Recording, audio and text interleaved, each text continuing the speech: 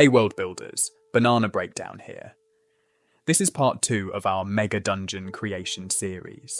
In our first video, we explored the lore and world building of our Megadungeon. We crafted our origin story, layered in some rich history, and established the factions that bring our dungeon to life. If you haven't seen that yet, make sure to watch it first. It'll give you the foundation for today. Now, we're moving on to structural design. We're going to start giving physical form to all that lore. Here's what we're covering today: building a solid conceptual structure, creating distinct zones within your Megadungeon, designing vertical and horizontal connections, balancing linear and open-ended exploration. We'll use the Titan's tomb as our example, showing you how to turn the idea of a petrified colossus into a playable, explorable Megadungeon. This video is part of a larger series where we'll cover everything from populating your dungeon with monsters and treasures, to creating engaging traps and puzzles, to running your Megadungeon at the table. So make sure you're subscribed to catch all the upcoming parts. Alright, so grab your graph paper and your favourite dice. Let's start mapping out the colossal anatomy of our Titan's tomb. For the backbone of any great Megadungeon, a strong conceptual structure is essential. Now, I know what you're thinking. Isn't a dungeon just a bunch of rooms with monsters and loot? Well, not if you want depth and players to actually have fun. A solid concept is what turns a random assortment of chambers into a living, breathing underworld. For the Titan's tomb, I didn't just make a generic dungeon. I'm crafting the insides of a petrified colossus. Every design choice I make has to stem from this core idea. The Titan's body gives us a natural layout. We've got the feet as entry points, the legs as initial challenges, the torso as the bulk of our dungeon, and maybe the head or heart as the ultimate goal. It's not just cool, it's intuitive for your players. They'll always have a sense of where they are and where they're going. Your turn. Write down 3 unique features about your concept. Make sure you comment it so I can see what everyone is making.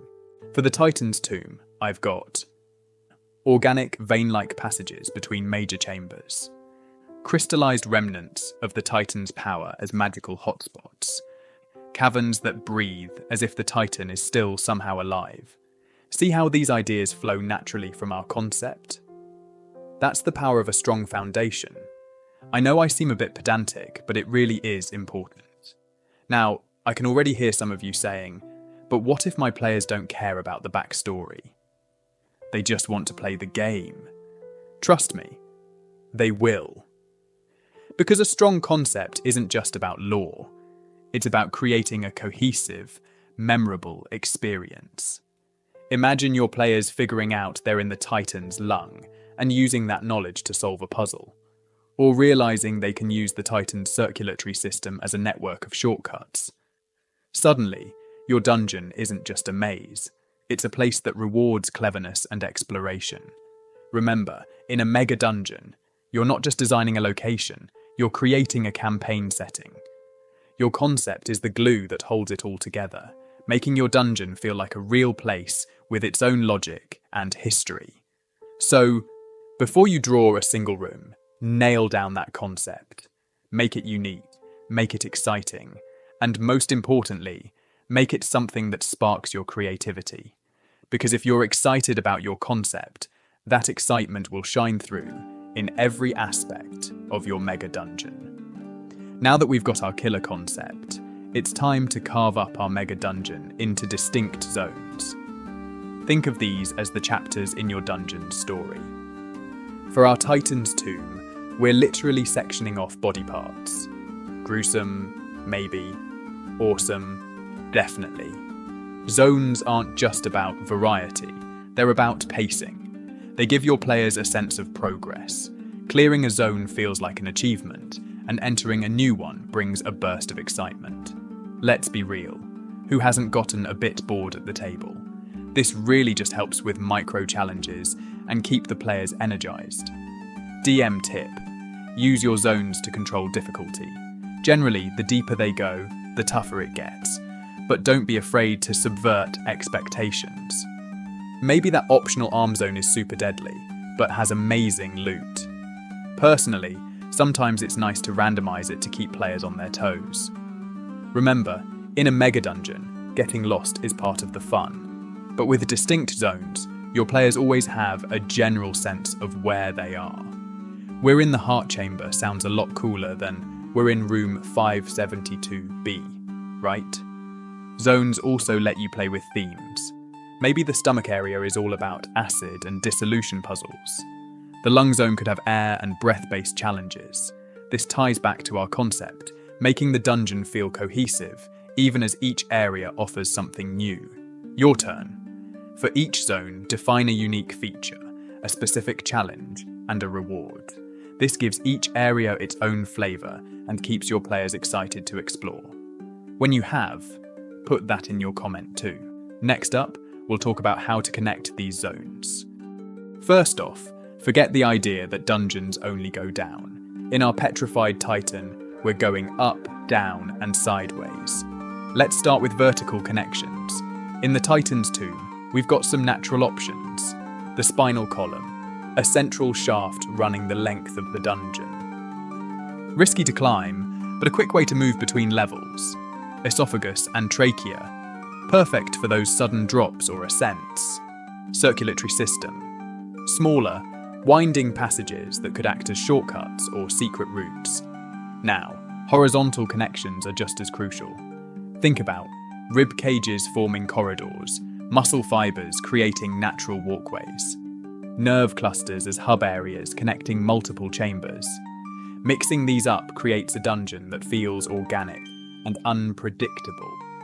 Your players never know if the next turn will take them to a new zone or loop them back to a familiar area. DM tip: create at least one shortcut for each major zone. It could be a risky climb up the spinal column or a leap across a chasm. High risk, high reward.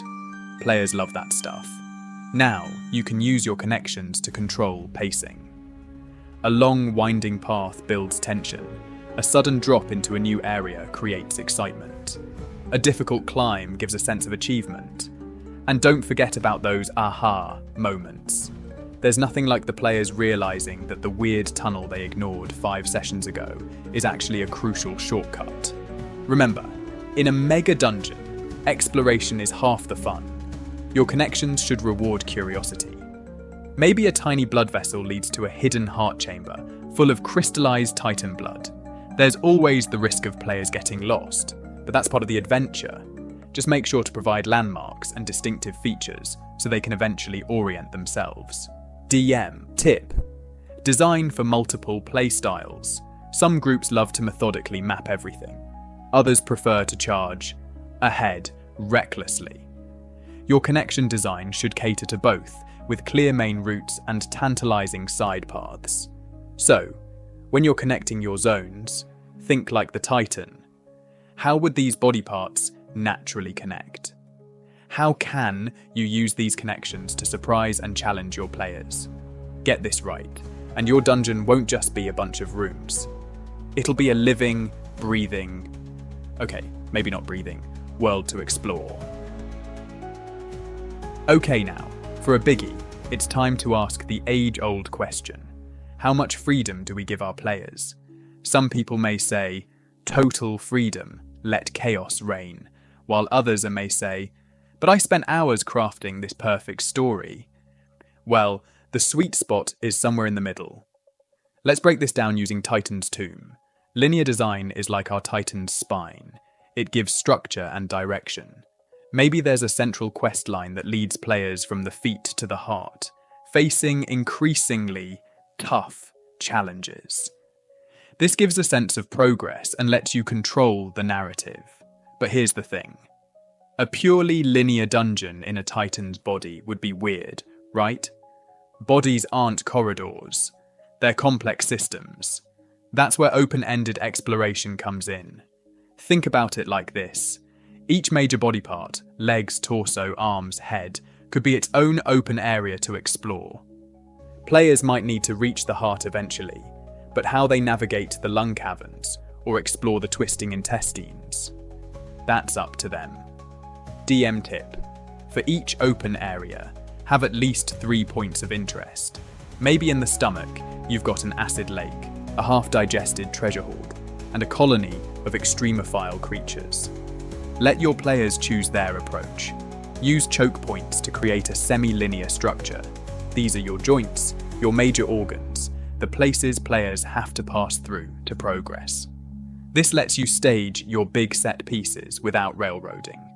For example, players might explore the leg zones freely, but they need to pass through the pelvis to reach the torso.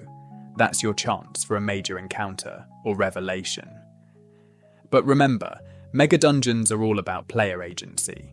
So, even in your more linear sections, always offer choices. Maybe there are multiple ways to bypass that ribcage, each with its own risks and rewards. DM. Tip. Use your factions to create organic objectives. The Cult of Awakening might have rituals to complete in specific organs. The Arcane Explorers could have outposts to find. This gives direction without forcing a single path. And don't forget secret paths. Nothing says reward for exploration, like finding a blood vessel that lets you bypass a major challenge. Just make sure these shortcuts come with their own risks. Lastly, consider vertical exploration. A player who loves to climb might find a totally different path through the dungeon than one who prefers to delve deep. This adds a whole new dimension to player choice. And remember, the goal is to make your players feel clever. When they find an unexpected way to overcome a challenge or reach a new area, that's pure gaming gold. So, as you're mapping out your mega dungeon, think about the story you want to tell, but also the stories your players might create. Give them rails to follow, but also give them room to go off track. In a well-designed mega dungeon, both styles of play should feel rewarding. After all, the best dungeons are the ones where every session ends with players eagerly planning their next move. Okay, so we've just laid out the skeleton, pun intended, of our Titan's Tomb mega dungeon. From establishing our core concept to mapping out zones, creating connections, and balancing exploration styles, we've taken the first big step in bringing our colossal dungeon to life. Remember, the key to a great mega dungeon is thinking big while keeping an eye on the details. Every chamber, every corridor, every challenge should tie back to our central theme. In our case, we're not just exploring a dungeon, we're delving into the anatomy of a fallen titan. How cool is that? Now, I know your minds are probably buzzing with ideas. Maybe you're already sketching out the twisting intestines of your own titan, or perhaps you're dreaming up an entirely different mega dungeon concept. Whatever it is, embrace that creativity, and I'd love to hear them in the comments. I had a couple amazing comments on the previous video, but we're just getting started. In part 3, we're going to populate this massive skeleton we've built. Monsters, treasures, traps, and puzzles. All juicy stuff that'll keep your players on their toes. Ever wondered how to create ecosystems within your dungeon, or how to place boss monsters for maximum impact? What about designing traps that challenge your players without frustrating them? Well, make sure you subscribe so you know when I release the next episode. This is Banana Breakdown. Thank you for watching. I hope you have a great day.